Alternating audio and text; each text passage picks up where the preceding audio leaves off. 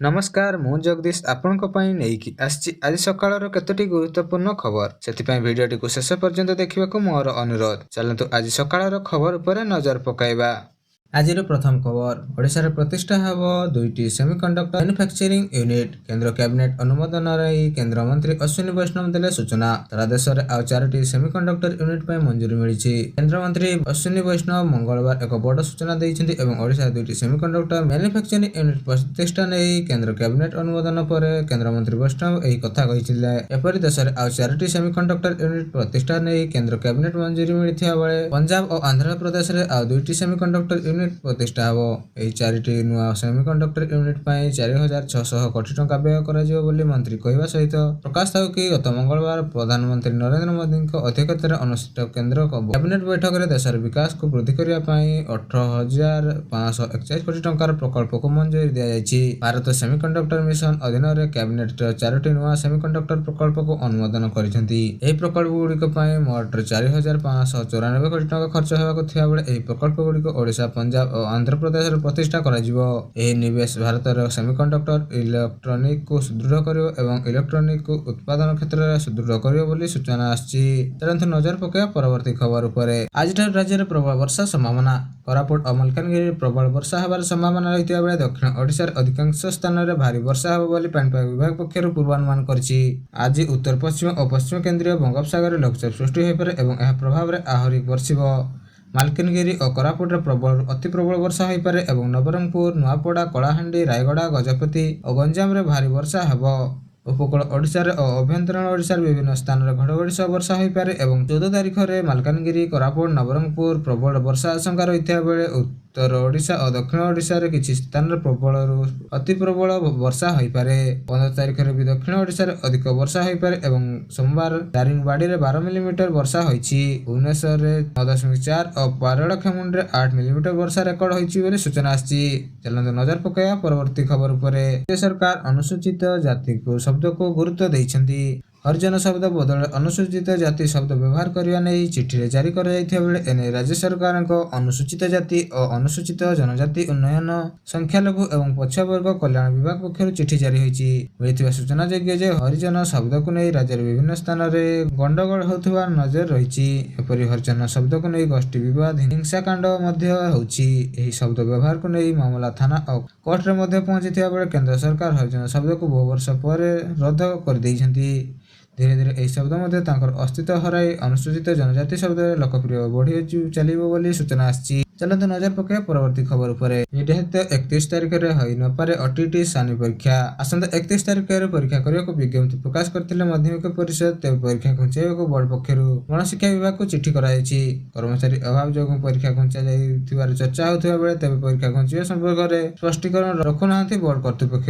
OTET ପ୍ରଶ୍ନପତ୍ର ପ୍ରଘଟ ପରେ ପରୀକ୍ଷା ସ୍ଥଗିତ କରିଦିଆଯାଇଥିଲା। ଚାଲନ୍ତୁ ନଜର ପକାଇବା ପରବର୍ତ୍ତୀ ଖବର ଉପରେ। ବିଜୁ ଜନତା ଦଳ 2024 ସାଧାରଣ ନିର୍ବାଚନ ଭୋଟ ଅସଙ୍ଗତ ଅଭିଯୋଗ ନେଇ ଓଡ଼ିଶା ହାଇକୋର୍ଟରେ ମାମଲା କରିବାକୁ ସୋମବାର ଘୋଷଣା କରିଛି।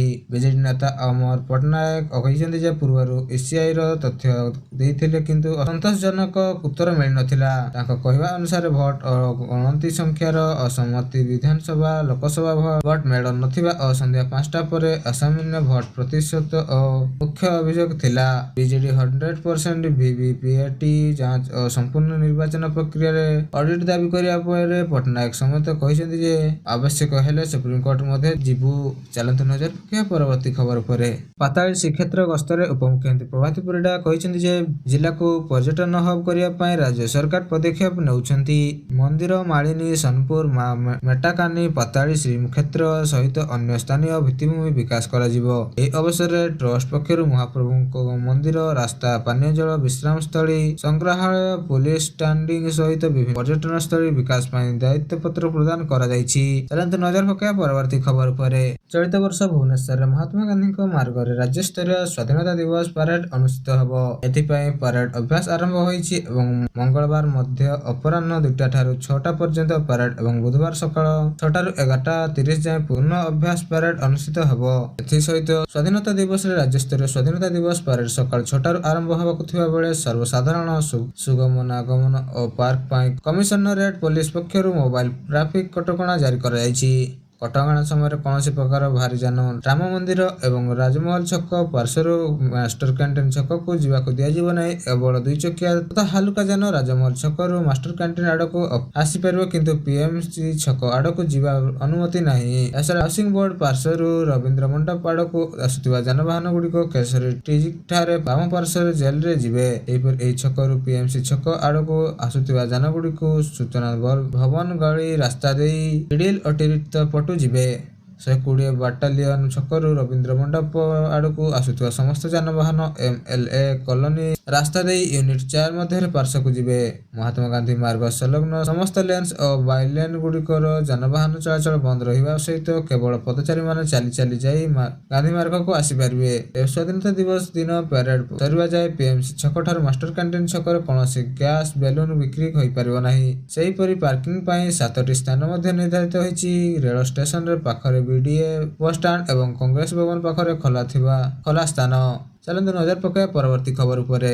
ଏହି ବର୍ଷ ସ୍ୱାଧୀନତା ଦିବସରେ କିଏ କେଉଁଠି ପତାକା ଉତ୍ତୋଳନ କରିବେ ଚାଲନ୍ତୁ ଜାଣିନେବା। ଭୁବନେଶ୍ୱରରେ ପତାକା ଉତ୍ତୋଳନ କରିବେ ମୁଖ୍ୟମନ୍ତ୍ରୀ ମୋହନ ଚରଣ ମାଝୀ।